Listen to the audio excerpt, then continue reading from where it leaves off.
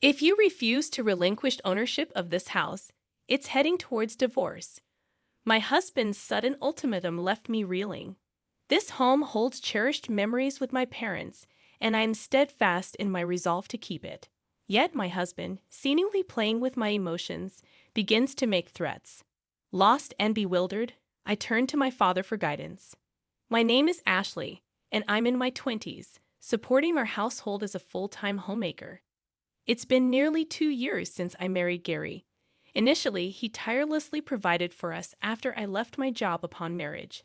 However, after the passing of Gary's father, his mother decided to move in with us, disrupting our ordinary routine.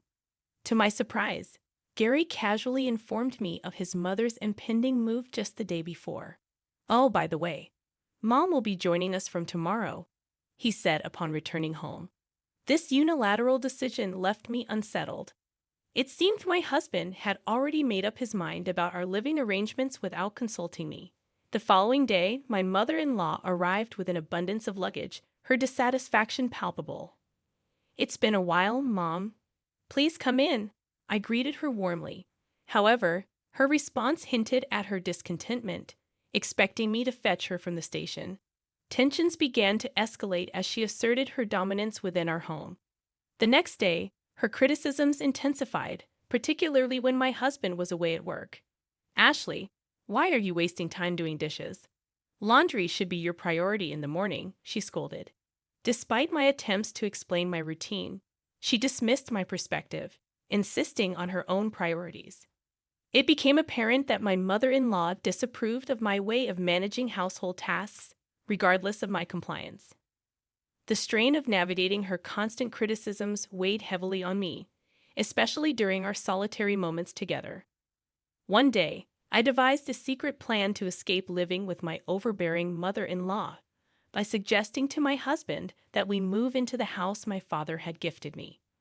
My parents had recently relocated to the countryside after my father's early retirement, and they handed their house over to me. Fortunately, it wasn't far from our current apartment. With living alongside my mother-in-law becoming increasingly unbearable, I felt it was time for my husband and me to make a change. I wasted no time in sharing my proposal with Gary. "Gary, can we talk for a moment? I've been thinking about moving to the house my dad gave us," I said. Gary seemed surprised but receptive.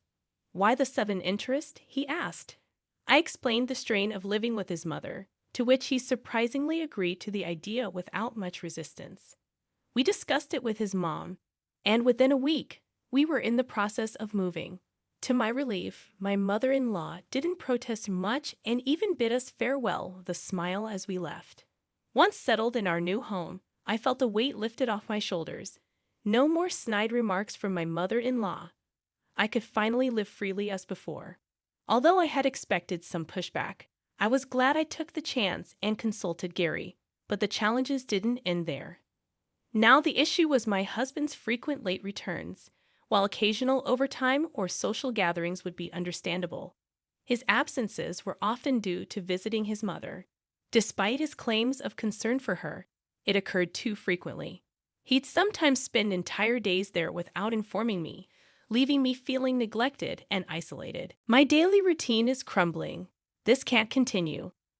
One day, I broached the subject with my husband, Gary. "Isn't it too frequent for you not to come home?" I asked. "But I'm mostly at my mom's place," Gary replied casually. "It's not about that. At least let me know in advance. Making dinner becomes a waste," I explained, frustrated. "Just eat it the next day. You're a housewife, always at home," Gary retorted. "Being a housewife doesn't mean I don't need to be informed," I countered. Gary seemed unconvinced.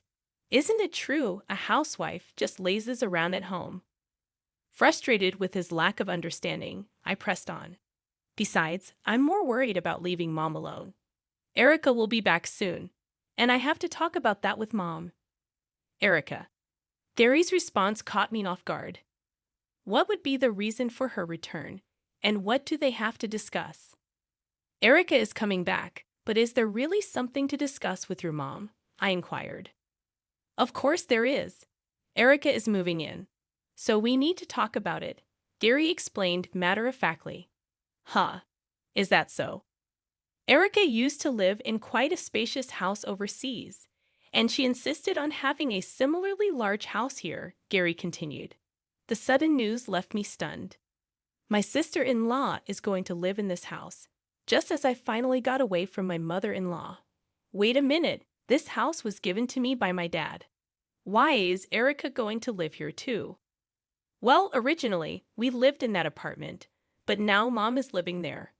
Besides, that apartment is smaller, right? This is the only spacious house we have, Gary tried to justify. You can't just decide that on your own. I didn't plan on living with Erica, I protested. Oh, we won't be living together. We're going back to Mom's place, and Erica can have this house, Gary clarified. What are you saying?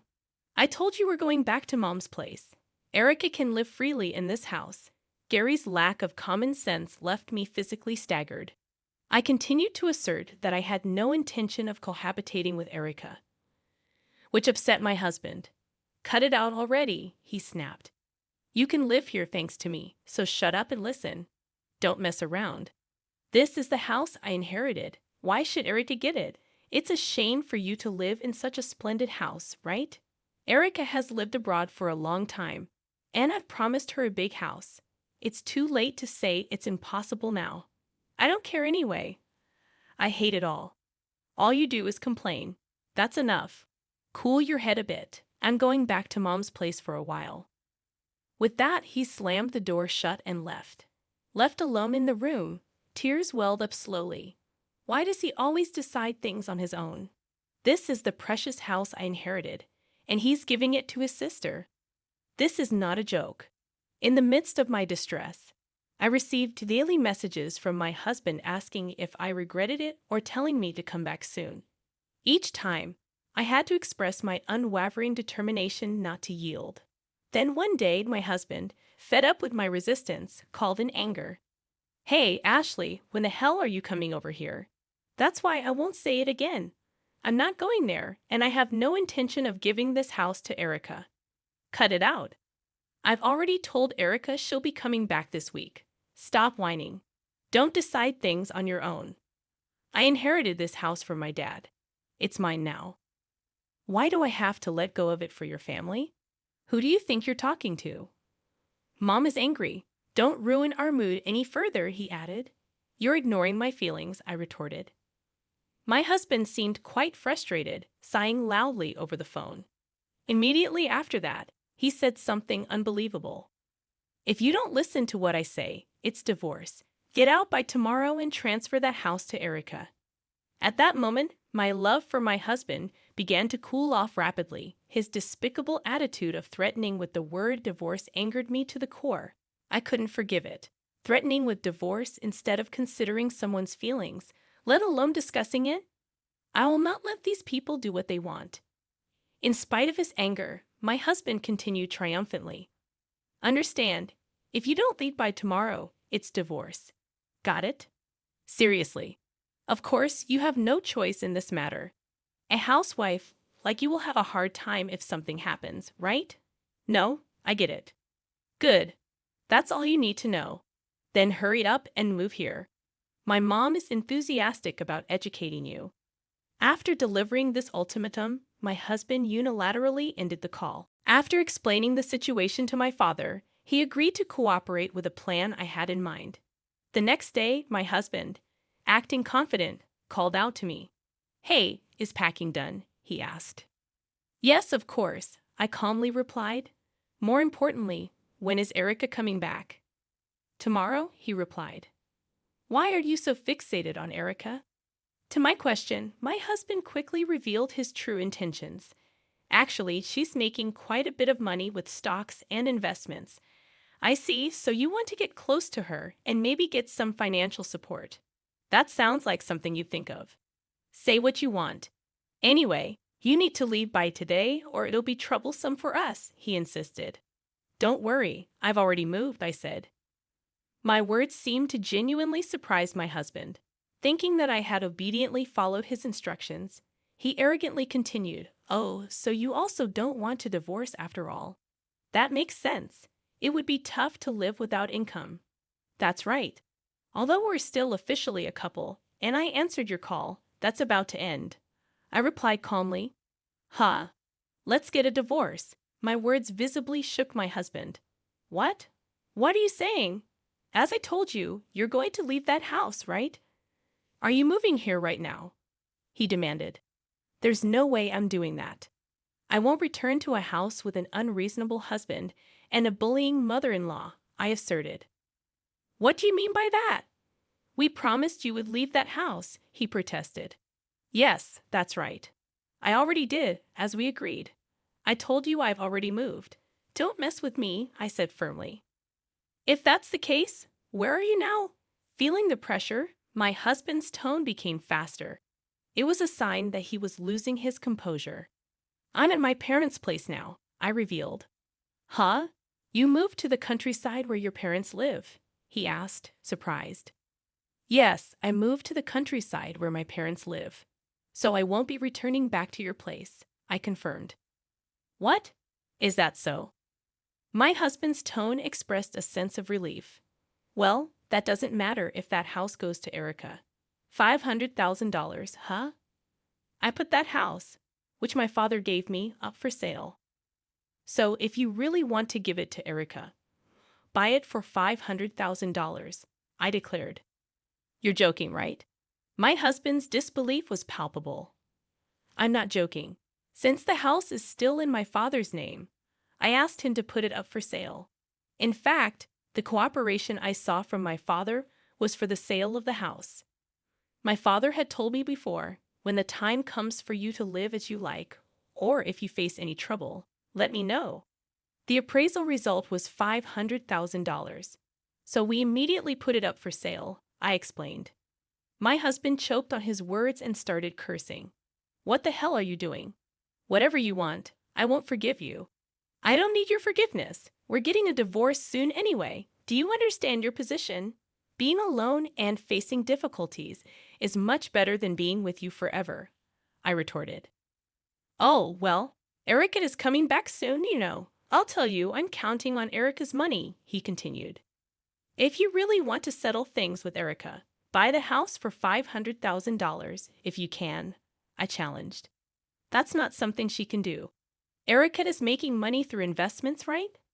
If you want to settle it with her so much, you can buy the house for $500,000. How much can Erica offer? He tried to deflect. He continued to make excuses without a hint of apology.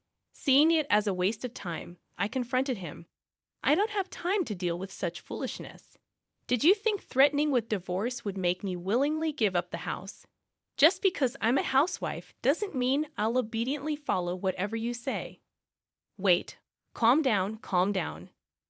The one panicking here is you, isn't it? He attempted to regain control. I won't be controlled by you and your family any longer. I won't continue being a part of this family with you people. Don't ever get involved in my life again.